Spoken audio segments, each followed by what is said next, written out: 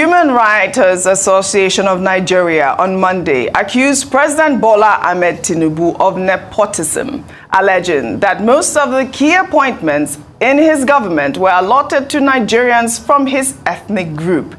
The group stressed that the recent appointments of the governor of the Central Bank of Nigeria, Yemi Cardoso, just 48 hours after appointing Zaccheaus Adedeji as the acting chairman of the Federal Inland Revenue, is a testament that the president is pushing an unseemly pro-ethnic agenda. The accusation is coming as President Tinubu appointed 18 aides, comprising special advisors and senior special assistants to the office of the Vice President, Kashim Shettima, one of the notable names on the list, eliciting several reactions on social media, is Hakeem Baba Ahmed, spokesperson of the Northern Elders Forum and the elder brother of Dati Baba Ahmed, vice presidential candidate of the Labour Party. Let's take some tweets.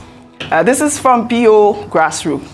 Says, the report of Dr. Hakeem Baba Ahmed, the elder brother of Yusuf Dati Baba Ahmed, the Labour Party incoming vice president of Nigeria, accepting the position of special advisors on political matters by Tinubu, is a sad and unfortunate one. Another significance that the elderly ones lack passion for national growth and development, so painful and devastating. While Shola wrote that Hakeem Baba Ahmed's appointment seems that the slot given to the Northern Elders Forum. Interesting. I like that appointment. At least he won't be attacking the administration over some imaginary anti-North agenda. In the next 4 years, he'll be defending instead. Over to you, Dr. Vati. Okay, very quickly.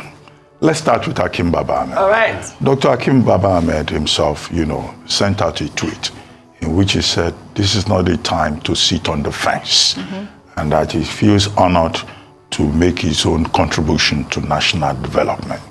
And he comes to the assignment with very excellent credentials. Right. Former university teacher at the University of Sokoto, PhD economics from Success. He was a permanent secretary for about 10 years within the Federal Civil Service. He has also served as secretary of INEC.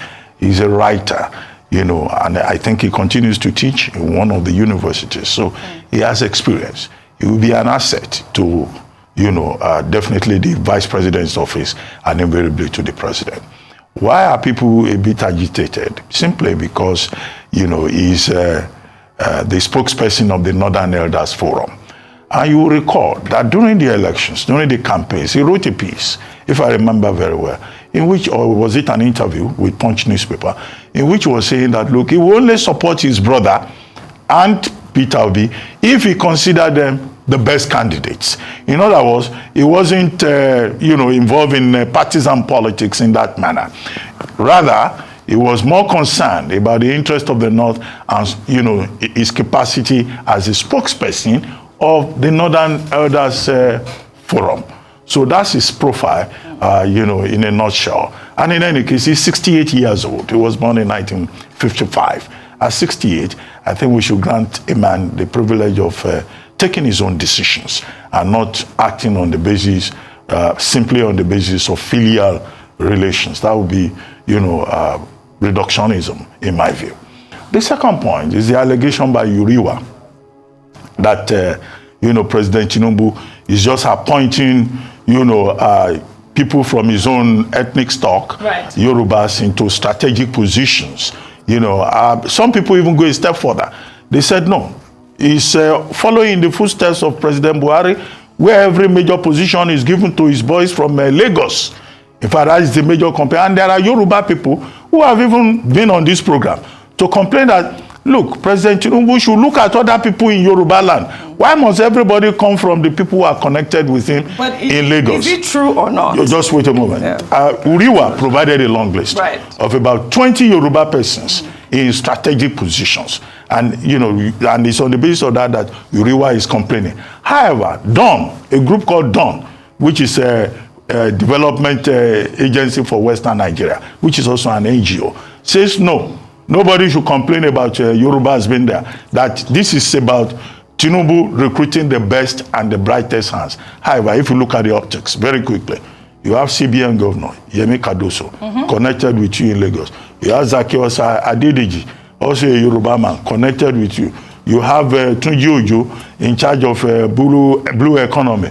You have Dele Alake, your former commissioner in Lagos State, in charge of information. You have Wale Edun as coordinating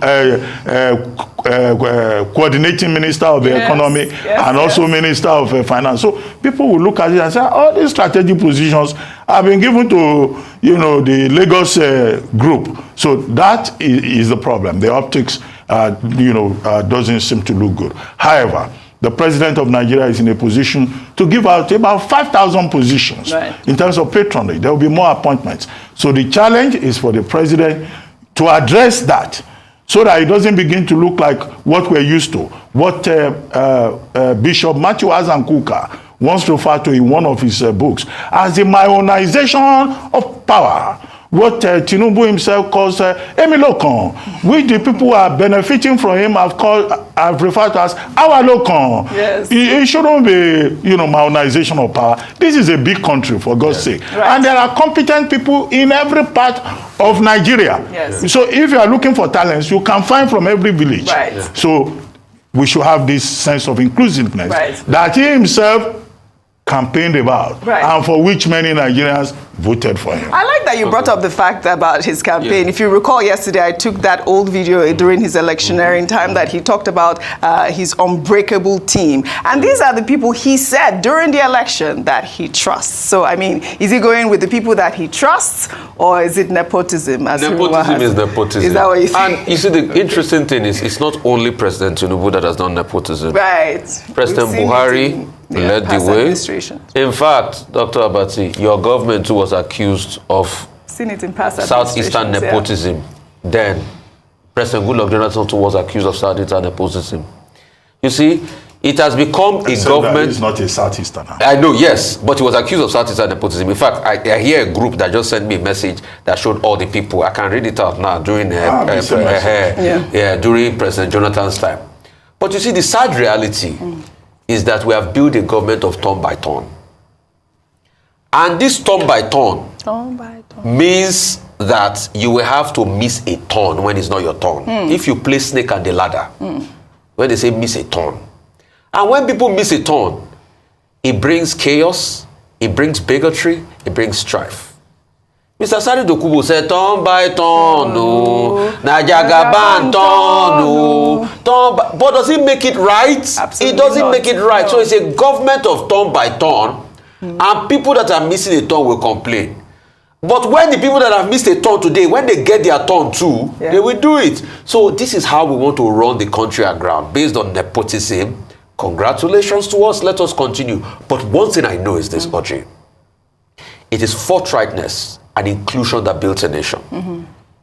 Not giving the key people to your own personal group. Well, all right. So I don't support any form of nepotism. Because, like you said, Dr. Abale, talents abound everywhere. All right, then. But this government of turn by turnism cannot help us. All right, then. Well said, both of you. To make appointments, even from this arise, we will supply people. We'll supply them. Dr. Abati, are you going back to Asoro, that place? Are you going back? I'm just talking about. Asking your next.